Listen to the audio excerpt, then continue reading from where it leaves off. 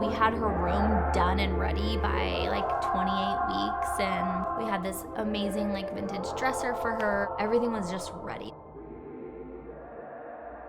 And then we had her and we had to leave without her. That's probably one of the hardest parts, was like knowing, like handing her over would be the last time.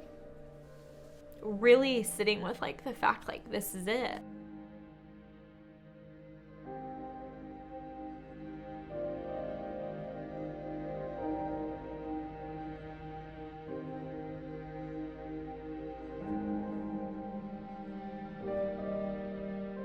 Everything was safe, everything was okay, we'll see you at the next appointment, okay, you're doing great. Because of our prior miscarriage, I had a at-home Doppler.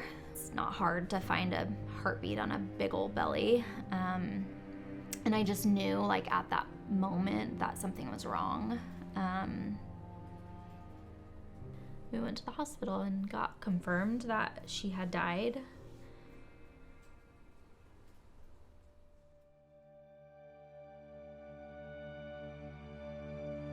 It was the afternoon of the 13th that I delivered her, and we got to meet her and see what she looked like and hold her, and got to spend the only time.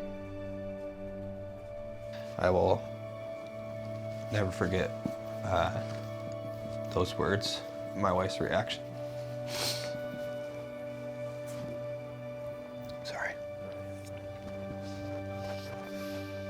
We like spent the night with her, and we didn't sleep, but we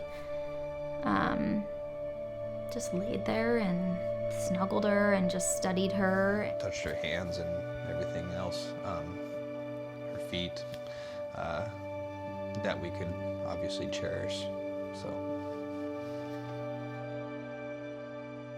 My life is good now, but it's just not good enough. And I hate that, but it's the reality. To think about anybody else having to go through that, that's, I think, the hard part for me, because I know how hard it was going through it on my standpoint, let alone as a family. For when this happens, families can get a device to help their baby. It's morbid, but like preserve a little bit. We didn't get to use that because it was broken, and that's kind of where the start of this happened.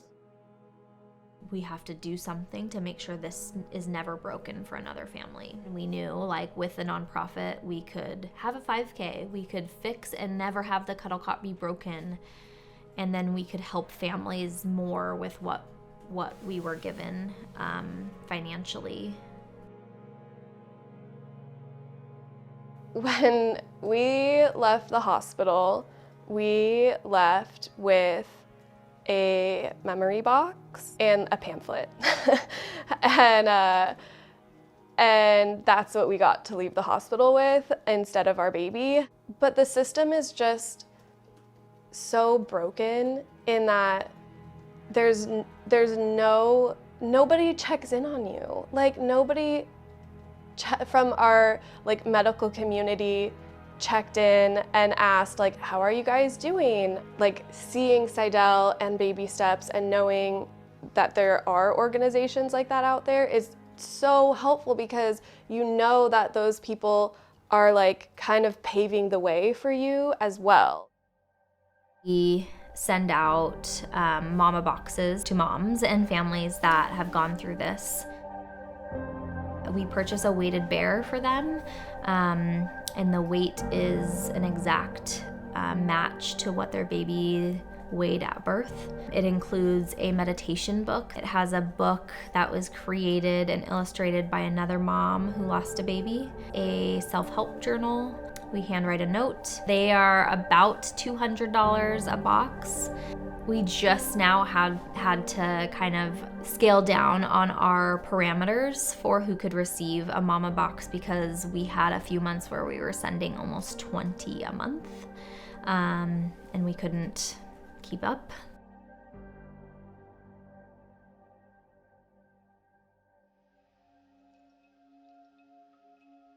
One of the loan officers and market leaders, Karen Thomas, had brought Baby Steps up. And Karen introduced us to Sedell and Baby Steps. So we brought her in to speak with the market. Sedell and Baby Steps stepping in that horrific time is the first time, again, that I've heard of a person or organization that has that on their heart. And we got to rally around her quickly.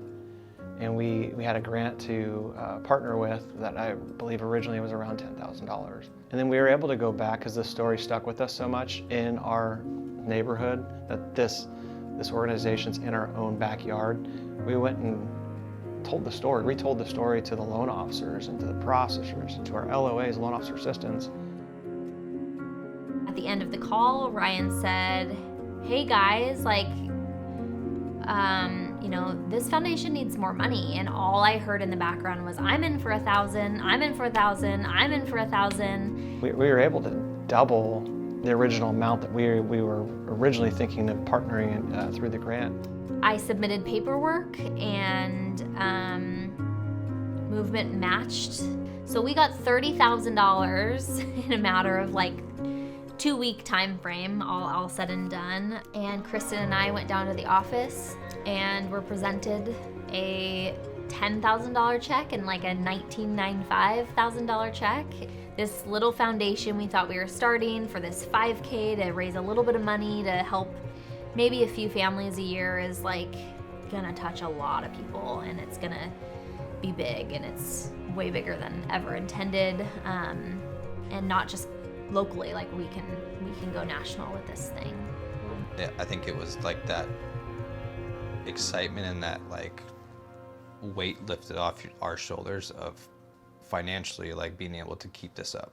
If we stopped doing any fundraising right now, it would last us 2 years.